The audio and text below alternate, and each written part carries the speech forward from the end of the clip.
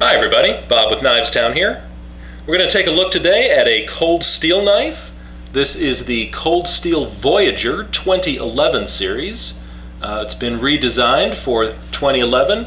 This particular model is the extra large size, probably a little less commonly seen than the medium or large, so I figured we'd take a look at that one. Ships in bubble wrap. And it comes with a pocket clip which goes on the opposite side. There are dedicated pocket clips, one for each side. Well, there we go. There you go. That is the 2011 Cold Steel Voyager Extra Large, and this is the clip point. Yeah. Well, that's a handful of a knife.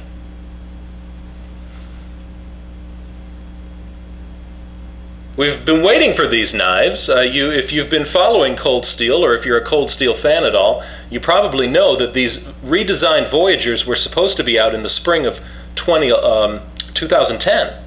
But according to the Cold Steel website, the shipments were delayed. According to their website, it says due to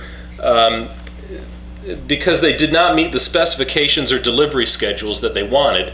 So the orders were canceled, and they continued working on improving the knife to get it to where they wanted it to be. So these Voyagers now are available, and they have been worth the wait. I can tell you that. This is a winner of a knife. Absolutely. Technical specs. The blade is a 5.5. Now it's advertised as a 5.5 inch blade. By my measurements, depending on where I measured, if I measured from the top up here, I just got 5 1/4. If I measured from down here, the most I could get was about 5 1/3. So I didn't get 5.5 off the blade, but nevertheless, that's the size of the blade you've got there. It is made of AUS 8A steel, and it does have a stonewash finish on it. I'll get a close-up of that for you in just a second. The steel is 4 millimeters thick. It is a full flat grind.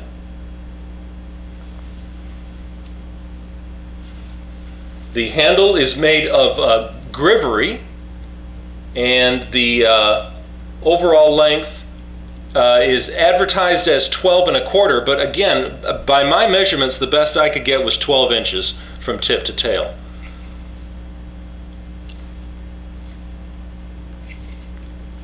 There it is. Let's take a look at that blade, that stonewash blade. It looks a lot like a granite countertop or something, you know. I mean, it's got a sort of a crackle finish almost. And according to a video that Andrew Demko's brother made, Andrew Demko, as you know, is responsible for designing the lock of this knife and is responsible greatly for the redesign. The tumble finish here, this type of a stonewash finish, is described as it will smear the cells of the steel and will increase its corrosion resistance. So it's not just aesthetic, it does also increase the corrosion resistance of the blade. There it is. There's the thickness again there for you. It does have a swedge here at the tip.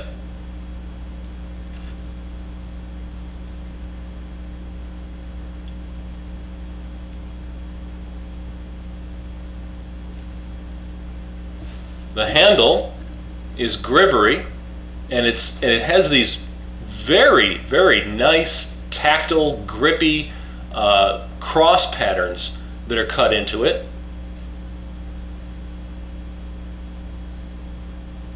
You can see that large choil here, this finger groove, that gives a great grip. The ergonomics on this handle are really phenomenal.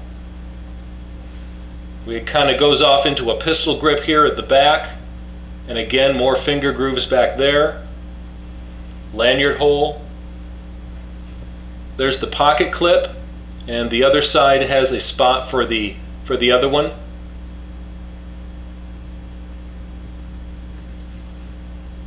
This is an adjustable pivot screw.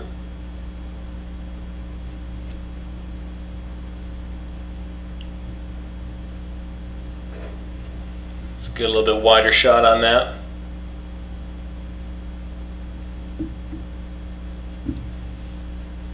Yeah, that's a really ergonomic handle, and I must say that when I compare this redesign to the old design, there's no comparison at all.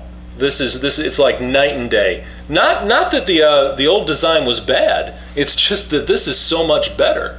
The ergonomics really, it just feels a lot better in the hand. It's very grippy and tactile. This does have aluminum liners inside that are heat-treated liners in there to increase the stiffness and the rigidity.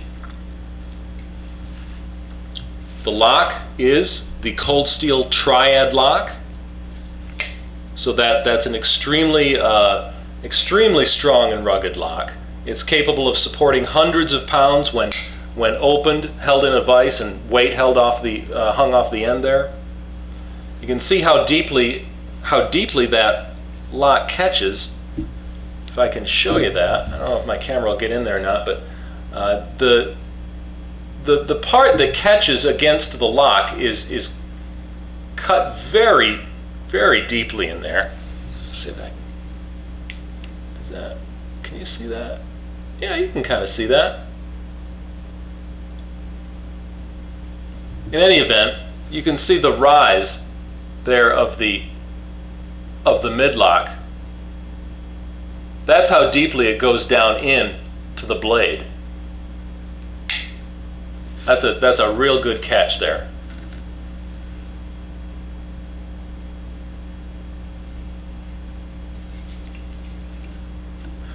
I'd like to just go over some of the differences of this design and the old design, just to show you how much better they've made it. Now this is the old Voyager, and this is the 5-inch model, so it's the comparative knife.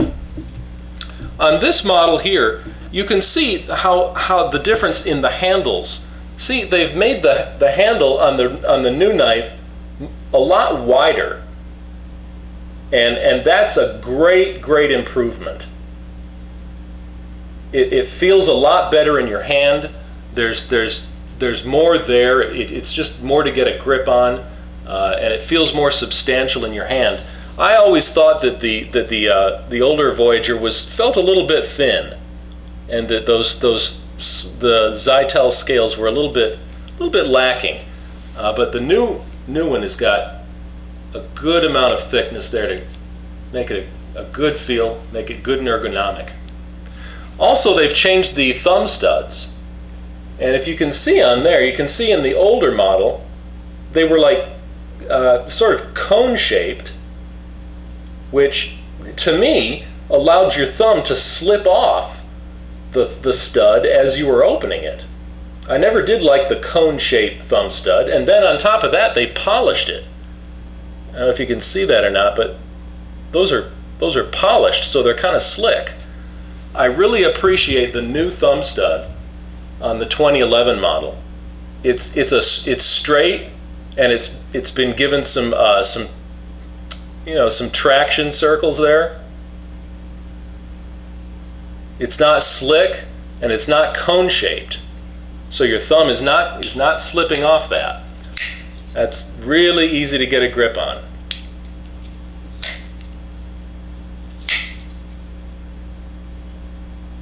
Another thing they've done here is they've eliminated the detent that was in the middle of the travel.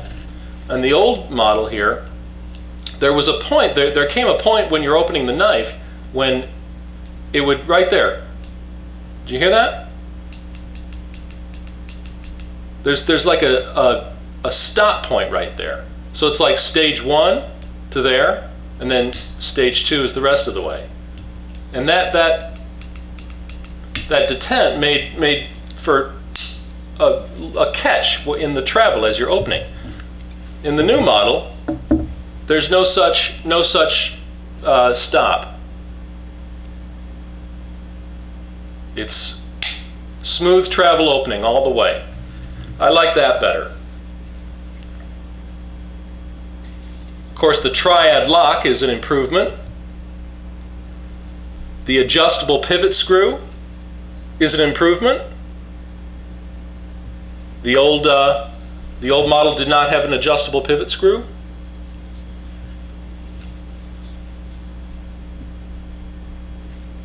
This is liner reinforced. The old model did not have that either.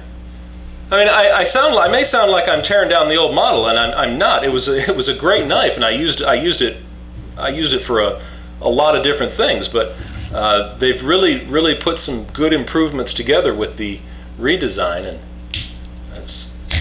it's really a great knife now. Really good.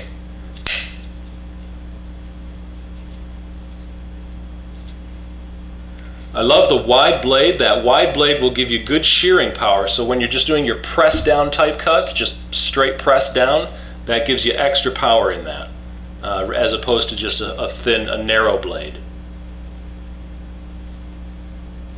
The blade is stiffer and stronger because it's not hollow ground. Previous generation was a hollow ground blade, so there was less steel, less material there. This is going to be a stronger blade with the full flat grind.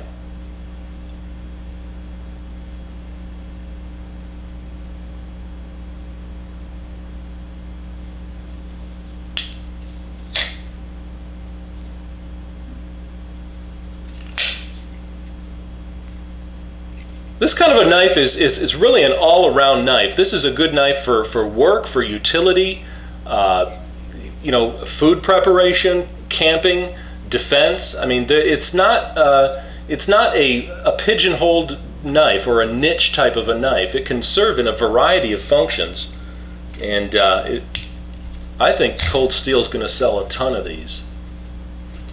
This is a nice knife.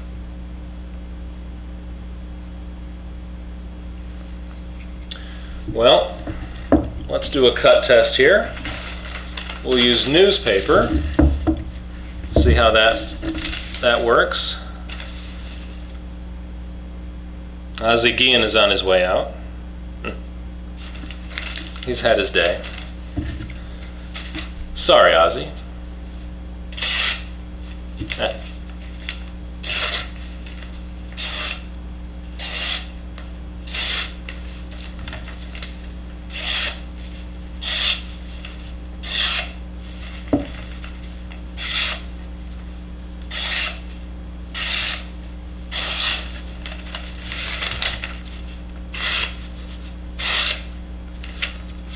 That cuts pretty well.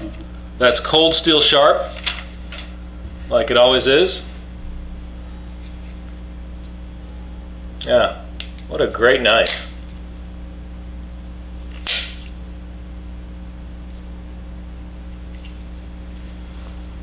That's the Cold Steel Voyager in extra large size clip point. You can also get it in a half serrated version. You can get it in a medium, large, or this extra large clip point.